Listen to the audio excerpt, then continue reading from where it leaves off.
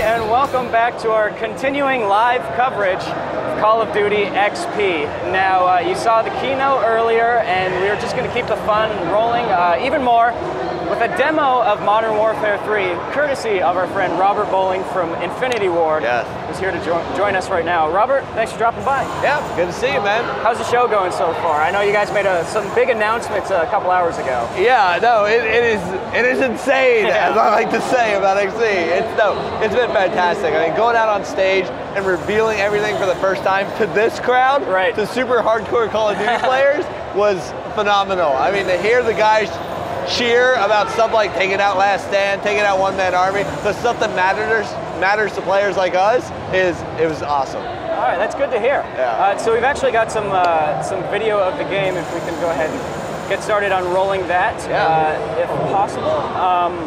So yeah, while we're on the subject of sort of like fan feedback, I know you're very deeply involved with the community. I am, yeah. I imagine that played a pretty big role in the development of Modern Warfare 3, right? Yeah, it plays an essential role. I mean, we are reading everything that comes in. I get hundreds and hundreds of messages on Twitter every day. I'm reading every single one of them. We're looking at what people are saying on the forums.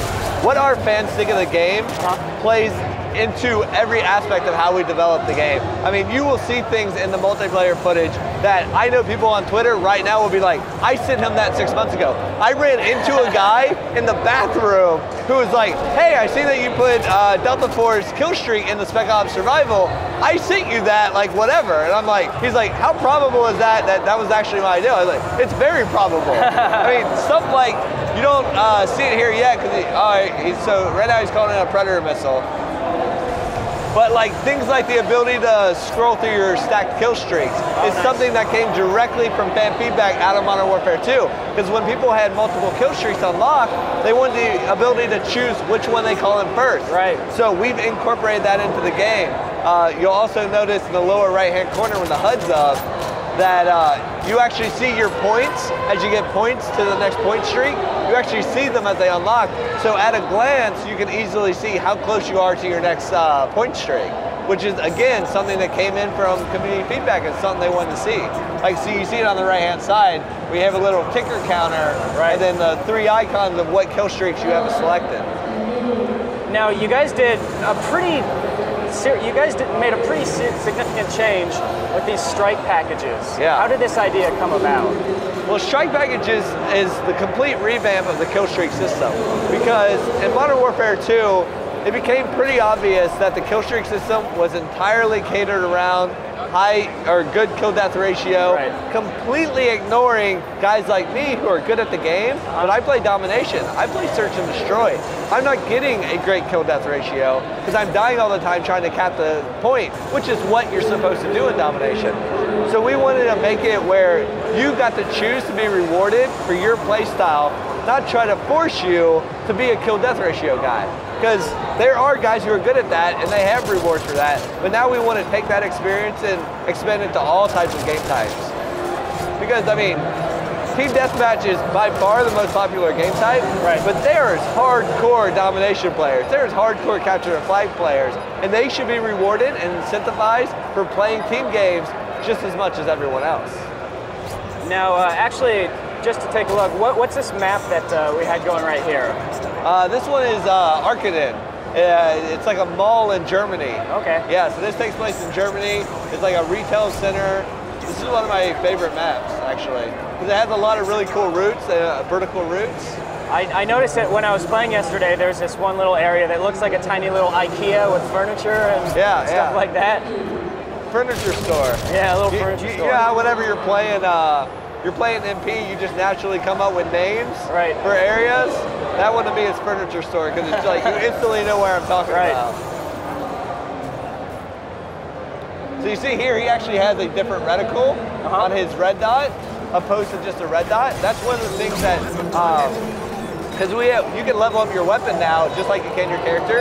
And when you level up each weapon individually, you unlock new attachments, new camos, weapons proficiencies. And another thing that you do, which we didn't even talk about on stage, was you can actually unlock new reticles that you can customize. Nice.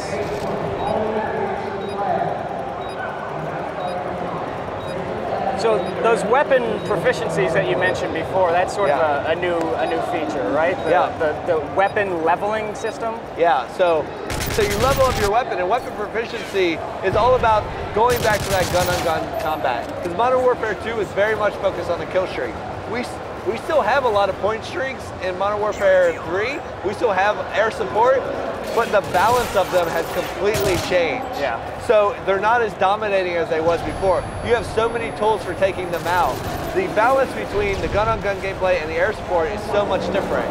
Yeah, you have a lot of cool things you can call in, but in reality, your gun and your ability to use it is what we focused on. Right. And the air support is being used as support. Sometimes it's getting your kills, but it's not your replacement to being a good player by any means.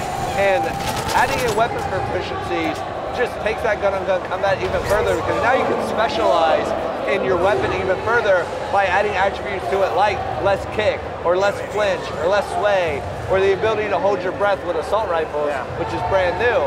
And what I will do is I will actually say I'm using the ACR. I might use the ACR in Team Deathmatch and Search and Destroy, but in those two game types, I want the ACR to react differently, because in Team Deathmatch, I'm focused on accuracy. So I'm looking at the weapon proficiencies that give me better accuracy, where in Search and Destroy, I'm actually focused on speed far more than I am accuracy.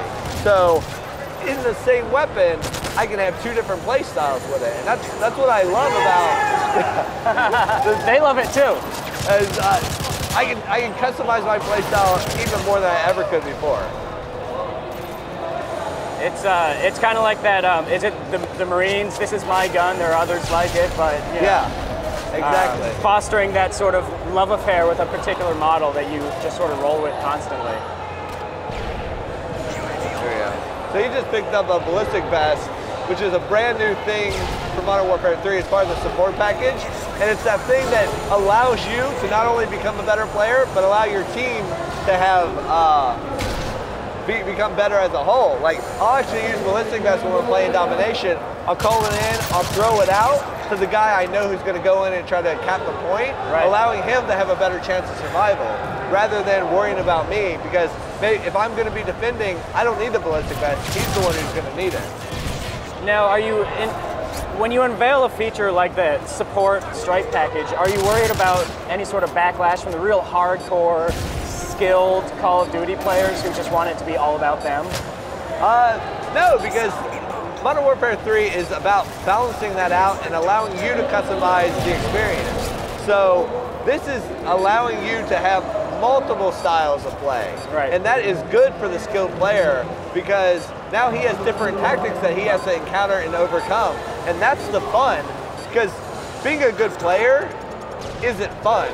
It's being a good player and coming up against new challenges, that's fun. Yeah. It's the challenge that makes the game rewarding more than anything. Yeah.